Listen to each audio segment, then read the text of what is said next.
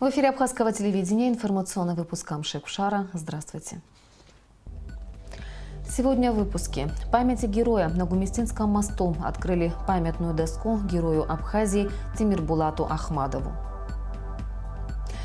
Презентация информационных стендов, акция в музее ко Дню добровольца.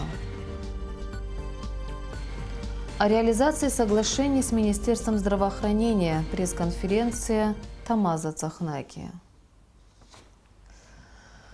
На Гумистинском мосту сегодня была открыта памятная доска добровольцу из Чечни, герою Абхазии Тимирбулату Ахмадову.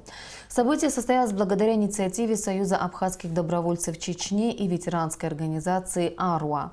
На церемонии присутствовали ветераны Отечественной войны народа Абхазии, добровольцы, депутаты и общественные деятели. В Отечественной войне приняли участие более 2000 добровольцев. 51 из них удостоен звания Героя Абхазии. 247 награждены орденом Леона, 623 медалью за отвагу.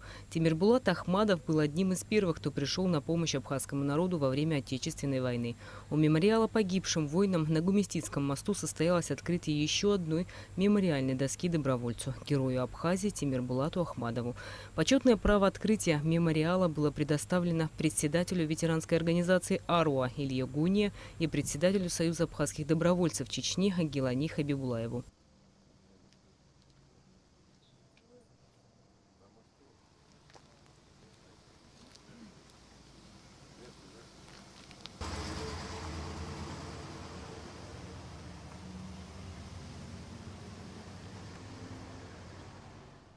У многих из погибших чеченских добровольцев, когда они уходили на войну, были жены и маленькие дети. Сейчас их сыновьям и дочерям по 26-28 лет, и они даже не помнят своих отцов.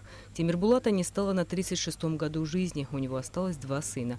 Уже несколько лет подряд они приезжают в Абхазию. В июле 1993 году, во время штурма города Сухума, они по ошибочным данным, разведданным, попали в засаду грузинских войск. И в этом бою, это не секрет, это все знают давно.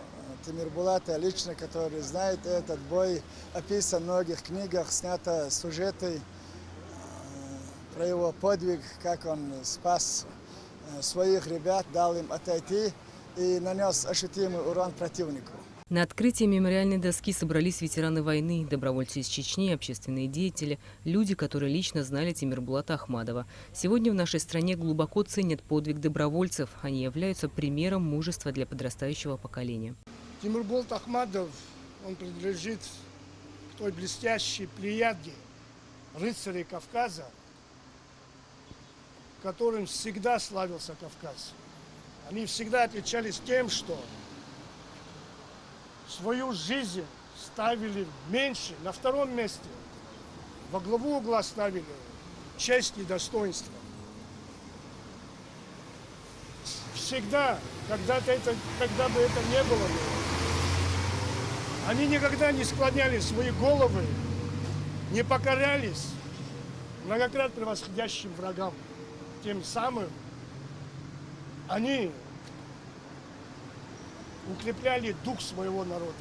И сын чеченского народа Тимирбулат Ахмадов сложил свою голову за абхазский народ, что мы могли бы жить свободно и независимо. Собравшиеся отмечали колоссальный вклад добровольческого движения за свободу и независимость абхазского народа. Чечня занимает особое положение в этой истории, потому что на следующий день, 15 числа, 16, 17, когда я уже был там, все, кто решил помочь Абхазии, все собирались в Чечне. Это было местом старта добровольческого движения, местом, откуда взлетели эти соколы и прилетели в Абхазию. Здесь многие помнят, как это было. Честь могилам великих, сказано было великим поэтом. Все они для нас великие, без преувеличения. И дай Бог, чтобы и мы, и младшие, потомки были благодарны памяти этих людей. Помнили их подвиги, героизм, героические дела. Их имена. 25 лет назад, 15 августа 1992 года, в республику прибыла первая группа добровольцев из республик Северного Кавказа. Возглавлял отряд председатель комитета самообороны Конфедерации горских народов Кавказа Султан Сосналиев. Вскоре он стал начальником штаба обороны. Среди добровольцев были кубанские и донские казаки, а также представители Приднестровья и других регионов бывшего СССР. Рената Шака, Алексей Гухава, Абхазское телевидение. В Государственном музее боевой славы имени Владислава Ардзенба сегодня был презентован информационный стенд, посвященный добровольцам, а также новая экспозиция, фотовыставка и выставка архивных документов времен войны. Репортаж Алики Трапш. Презентация информационных стендов, посвященных участию добровольцев в Отечественной войне народа Абхазии, состоялась в зале добровольцев. На стендах описываются основные этапы боевого пути добровольцев, вывешены списки воевавших и погибших. Все эти данные предоставлены в музей Министерством обороны Абхазии. Посетителям были продемонстрированы личные вещи, военная форма, боевое оружие, награды казаков-добровольцев и кавалера ордена Леона, военного летчика, полковника ВВС Абхазии Сергея Подпругина. Также в музее организована фотовыставка, посвященная добровольцам Отечественной войны народа Абхазии. Многие на фотографиях узнавали своих боевых товарищей. Этот Хасан, когда сына его убили, привезли 3 трупов. Положили, 2 узнали, 1 не узнавали. Куда его отправить, адрес не знали. Потом этот Хасан, наклонился на него, попросил сигарету. Сказал, это мой сын, повез домой его. Похоронил, приехал. Он очень мужественный человек был, потому что сына похоронить, опять приехать, это большая сила должна быть, у отца. Также впервые в музее боевой славы был презентован информационный стенд «Доброволец номер 1», посвященный герою Абхазии Султану Сосналиеву.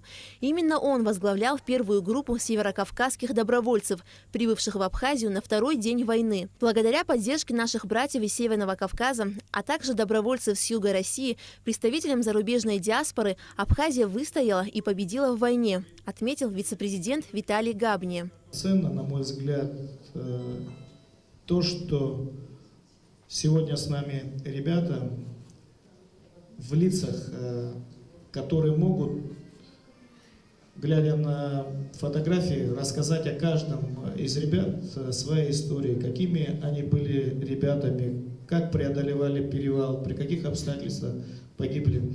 Это не то же самое, друзья, что говорят гиды. И это в особенности ценно. Спасибо, что вы были 25 лет назад с нами в самые тяжелые для нас времена. Приезд добровольцев в Абхазию во время войны никого не должен удивлять, так как горские народы всегда и в мирное время, и в войну сплачиваются, подчеркнул президент Конфедерации горских народов Кавказа Муса Шанибов. На Кавказе почти всегда так бывало. Когда на малые народы нас 52 народа, на Кавказе горских, маленьких, небольших, но великих духом народов, всегда нас объединяла судьба общая, угроза, вызов истории, мы объединялись. 2-й год подряд руководство Музея боевой славы совместно с Министерством обороны республики организовывает выставку, посвященную добровольцам Абхазии. Директор музея, герой Абхазии Мзия Бея, попросила гостей для пополнения экспонатов передать в музей имеющиеся у них ценные документы и фотографии времен войны. Алика Трапш, Беслан Хинджери, Абхазское телевидение. День добровольца не остался незамеченным и в братских республиках Северного Кавказа. В Майкопе торжественно был открыт памятник добровольцам из Адыгеи, погибшим в Отечественной войне народа Абхазии. Памятник установлен на мемориальном комплексе «Родник Солдатский» по инициативе Союза абхазских добровольцев и общественного движения «Адыги Хаст» и Черкесский парламент. На памятнике изображены флаги Абхазии, России и Адыгеи, а также высечены имена 9 погибших добровольцев – Адама Махуаде, Мурада Шавгенова, Аслана Мукова, Сергея Диколенко, Сергея Крынина, Рамазана Барчо, Рустема Хабах, Казбека Нехая и Алихана Хаткова. Всего в войне участвовало около 200 добровольцев из Адыгеи. Одному из них, Адаму Хуаде, присвоено высокое звание Герой Абхазии. Орденом Леона награждены 13 человек, а 19 добровольцев медалью за отвагу.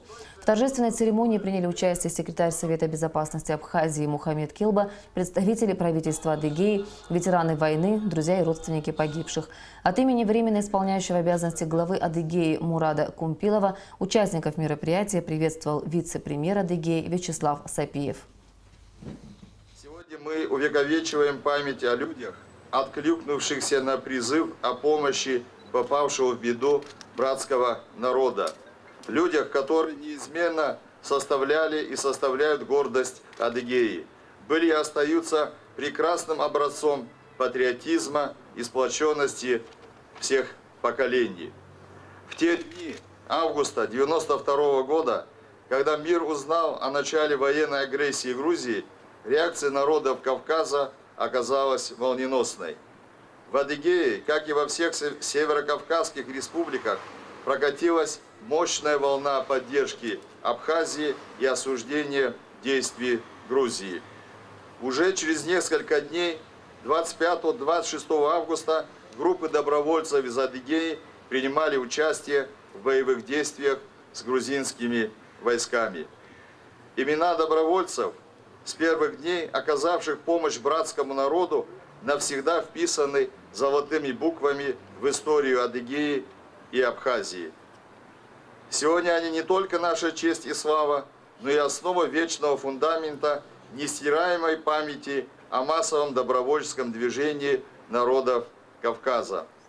Твердо убежден, этими людьми будут гордиться наши потомки, а память о них неизменно будет оставаться неиссякаемым источником вдохновения на новые великие свершения во имя мира и процветания на прекрасной нашей земле.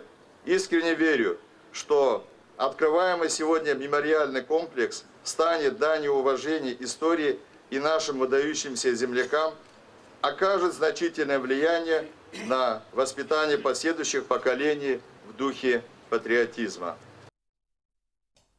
В столице Кабардино-Балкарии Нальчике в программе местного телевидения был показан сюжет, посвященный Дню добровольца. Предлагаем его вашему вниманию.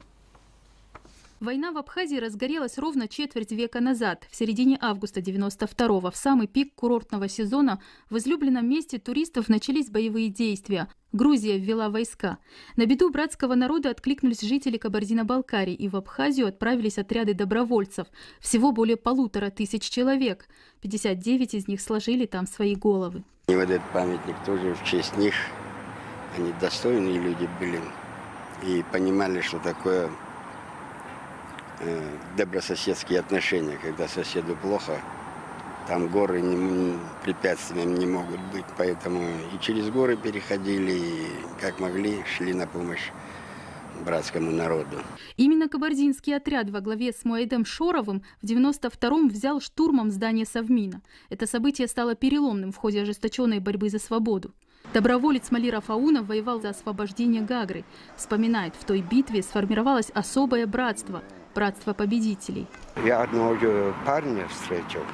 И когда мы приехали в этот, мы в Пицунде жили. Ну, в смысле, у нас там штаб был. И он говорит, как сказали, что кабардинцы вошли, мы, говорит, сразу поняли, что мы победили. Кроме меня воевал мой младший брат, командир группы. Он погиб уже в 93-м году, уже после войны. Они выполняли какую-то операцию в Латах. Когда они спускались оттуда, он наступил на мину. И там он погиб. Никогда не стихнет боль по погибшим, говорят воины-освободители, однако жертвы были не зря. Сегодня Абхазия – признанное Россией суверенное государство. Руководство Причерноморской республики отметило добровольцев орденами и медалями. Не менее важен и почетный статус людей, ковавших победу. Более 2000 человек пришло в Абхазию и стало с нашим народом. Фактически спасло наш народ. Из них 59 человек погибло, кабардинцев погибло на полях нашей войны, на полях сражения. Абхазский народ чтит, конечно, память этих ребят и помнит то, что сделала Кабардино-Балкария, кабардинский народ. Здесь, конечно, надо отметить не только участие ребят в боевых действиях, но и народ Кабардино-Балкарии во время нашей войны принимал здесь женщин, детей, расселял их в свои дома, в частные дома. Также и правительство Кабардино-Балкарии расселяло и обеспечивало всем необходимым наших беженцев. Тогда совсем юные ныне абхазские добровольцы разменяли уже 5-й десяток. Дети повзрослели, у некоторых появились внуки. Сегодня группа ветеранов из Кабардино-Балкарии находится в Абхазии. Там их чествуют в официальный праздник – День добровольца. Инна Богатырева, Тмир Сабанчиев, Вести, Кабардино-Балкария. Сегодня президент Республики Абхазия Рауль Хаджимба осмотрел ремонтирующуюся больницу в Тхорчале. Об этом сообщает официальный сайт президента. Глава государства подчеркнул, что весь объем ремонтных работ, предусмотренный проектно-сметной документацией, уже проводится. По словам Рауля Хаджимба, ремонтные работы идут достаточно интенсивно. Уже заливаются бетонные полы, отбита штукатурка, на днях начнется укладка кровли. Качество проводимых ремонтных работ должно быть высоким, сказал президент. Рауль Хаджимба добавил, что работы планируется завершить в следующем году, а сама больница будет укомплектована качественным медицинским оборудованием. Ремонт Тхорчалской больницы проводится в рамках российской инвестпрограммы. И сегодня же президент совершил поездку в село Акармара Тхорчалского района, где осмотрел археологические находки. Археологи показали Раулю Хаджимба найденные ими монеты, фибулы, женские украшения, предметы быта. Как рассказал соруководитель экспедиции, кандидат исторических наук Александр Скаков, все это было найдено при раскопках могильника в селе Джантух. Все находки передаются Абхазскому государственному музею и будут выставлены отдельной экспозиции, сообщает официальный сайт главы государства. В ходе реализации оперативной информации сотрудниками службы государственной безопасности Абхазии 15 августа по подозрению в сбытии наркотических средств в особо крупном размере по месту жительства задержан уроженец и житель села Лыхны Лакуба Бадра Александрович, 1990 года рождения. Задержанный водворен в следственный изолятор службы госбезопасности республики.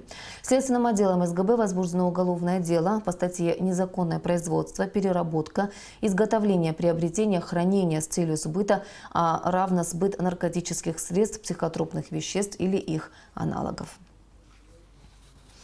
О реализации соглашения с Министерством здравоохранения России по лекарственному обеспечению льготных категорий граждан и по обязательному медицинскому страхованию граждан России, постоянно проживающих в Абхазии, шла речь на состоявшейся сегодня в Сухуме пресс-конференции министра здравоохранения Тамаза Цахнаки. 22 июня в Москве было подписано соглашение о сотрудничестве в области лекарственного обеспечения льготных категорий граждан Российской Федерации, постоянно проживающих на территории Республики Абхазия. А на днях в ходе встречи президентов Рауля Хаджимба и Владимира Путина, состоявшейся в Пицунде, министрами здравоохранения двух стран, также было подписано соглашение о сотрудничестве в области обязательного медицинского страхования граждан Российской Федерации, постоянно проживающих на территории Республики Абхазия, и оказании им медицинской помощи в медучреждениях России. В рамках этого соглашения, кстати, бюджет уже представлен на определенную сумму из числа наших инвалидов отдельных категорий граждан. Предполагает обеспечение лекарственными препаратами и расходным медицинским материалами отдельной категории граждан, имеется в виду инвалиды. Там 9 позиций инвалидов по общему заболеванию, инвалидов с детства, инвалидов войны, инвалидов боевых действий, инвалидов Великой Отечественной войны. Тамаз Цахнаки отметил, что совместно с фондом инвалидов и пенсионным фондом идет активный сбор данных по подсчету общего количества инвалидов для подачи заявки на приобретение необходимых медикаментов. По рецептам они будут выдаваться инвалидам в районных пунктах выдачи. По всей Абхазии в городах будут созданы пункты Вот. Ну, мы посмотрим. Скорее всего, это будет при районных больницах, либо поликлиниках. И в городе Сухум мы создадим центральный офис. Он, скорее всего, будет базироваться на территории республиканской больницы. Вот. И, соответственно, по всем городам.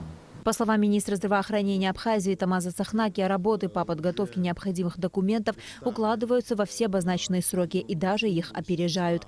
На Алакове, Тимур Гугохи, Абхазское телевидение.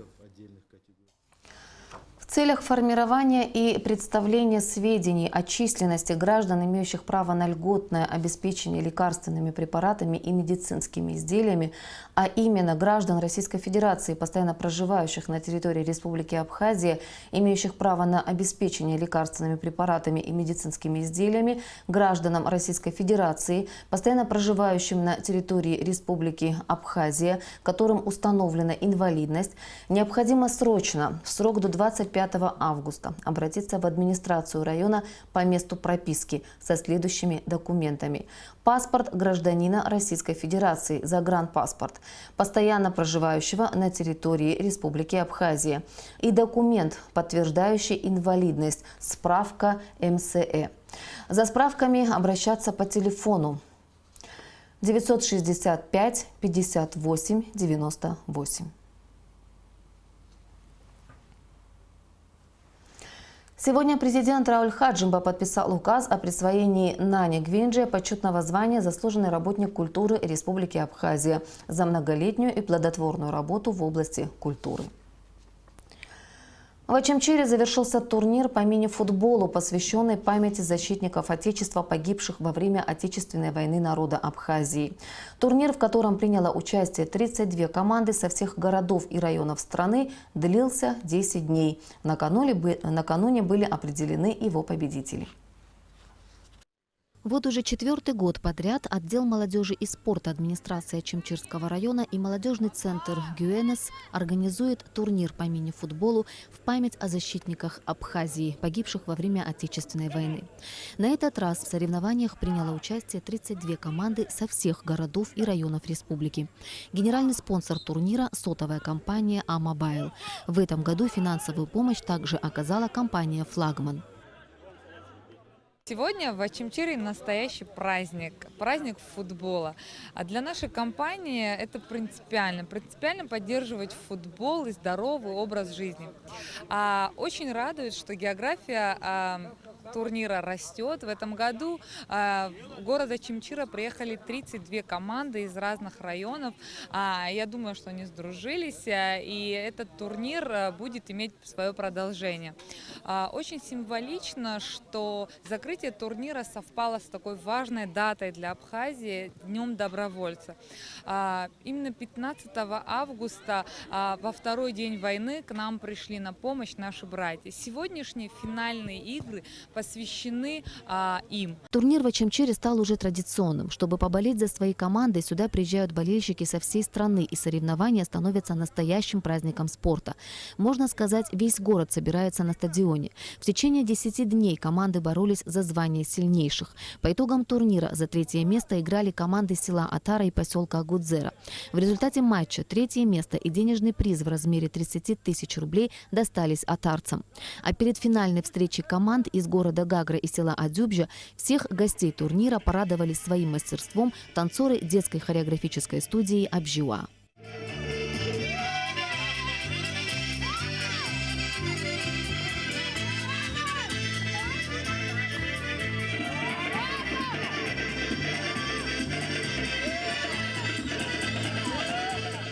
И вот долгожданный финал. С самого начала команда из Гагры показывала более динамичную игру и забила первый гол. Во втором тайме футболистам из Адзюбжи удалось сравнять счет, но ненадолго. В итоге со счетом 2-1 команда из села Адзюбжа на втором месте. Их приз составил 50 тысяч рублей. А победителем турнира и обладателем главного приза в размере 100 тысяч рублей стала команда из города Гагра. Мы команда Гагра, первый раз участвуем в этом турнире памяти погибших. В этом турнире так судьба сложилась, что мы заняли первое место. Хочу поблагодарить всех организаторов, всех болельщиков, кто у нас болел, переживал. Гагра чемпион! Настоящим сюрпризом для всех стало выступление на турнире нашей маленькой звездочки Валерии Адлиба.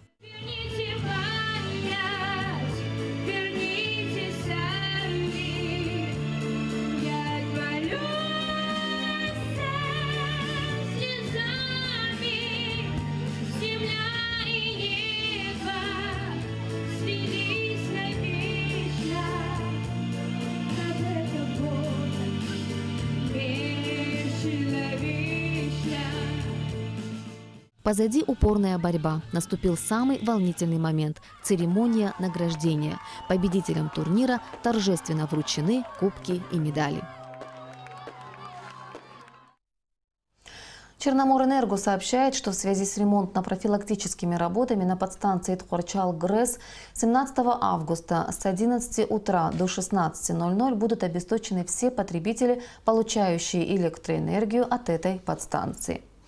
Сухумский водоканал сообщает, что в связи с аварийно-восстановительными работами водовода по улице Бегуа и Имама Шамиля, а также ремонтно-восстановительными работами на улицах Джонуа 4 марта, 17 августа с 0 часов до 23:00 будет прекращена подача питьевой воды на Старом поселке, в центральной и Нагорной частях города в районе Виэма.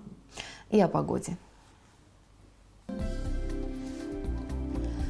По сообщениям синоптиков, завтра в Абхазии ожидается малооблачная погода. Температура воздуха ночью плюс 23-26, днем плюс 28-32 градуса. Температура морской воды плюс 28 градусов.